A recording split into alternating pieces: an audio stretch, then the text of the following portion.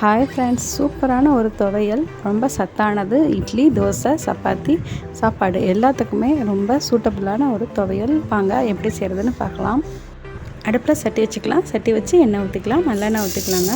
இதில் ஒரு ஸ்பூன் அளவுக்கு உளுந்தம்பருப்பு போட்டுக்கலாம். நல்லா கொஞ்சம் பொன்னிறமாக வறுத்துக்கலாம். உளுந்து நல்லா பொன்னிறமாக வறுத்ததுக்கப்புறம் காரத்துக்கு தேவையான அளவு மிளகாய் போட்டுக்கலாம். பச்சை மிளகாய் போட்டுக்கலாம், வர மிளகாயும் போட்டுக்கலாம், எது வேணாலும் போட்டுக்கலாம். அது கூட 4 பல் வெள்ளைப்பூடு அதுவும் சேர்த்து நல்லா வதக்கிக்கலாம். இது கூட ஒரு துண்டு அளவுக்கு இஞ்சி சேர்த்துக்கலாங்க.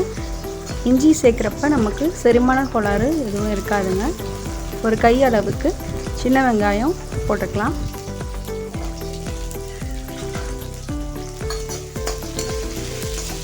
இது எல்லாமே போட்டு நல்லா வதக்கலாம். வதக்கினதுக்கப்புறம் ஒரு துண்டு அளவுக்கு தேங்காய் பொடியாக நறுக்கியிருக்கோம், அதுவும் சேர்த்து வதக்கிக்கலாம்.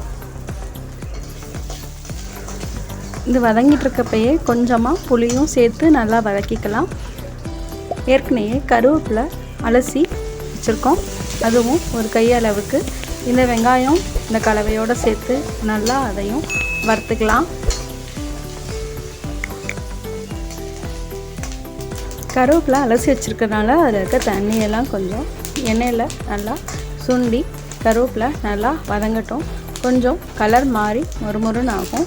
அந்த சமயம் நாம் அடுப்பை ஆஃப் பண்ணிடலாம். நல்லா ஆற வச்சுக்கலாம். துவையலுக்கு வதக்குனது நல்லா ஆறினதுக்கப்புறம் நம்ம அதை ஒரு மிக்சி ஜாருக்கு மாற்றிக்கலாம்.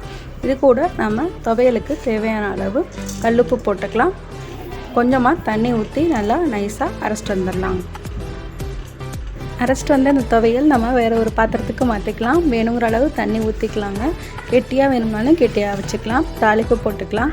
சட்டியில் நல்லெண்ணெய் ஊற்றி கடுகு, உளுந்தம்பருப்பு, கருவேப்பிலை போட்டு தாளித்து அதில் கொட்டிக்கலாம். இந்த துவையல் இட்லி, தோசை, சப்பாத்தி, சாப்பாடு எல்லாத்துக்குமே ரொம்ப சூப்பராக இருக்கும்.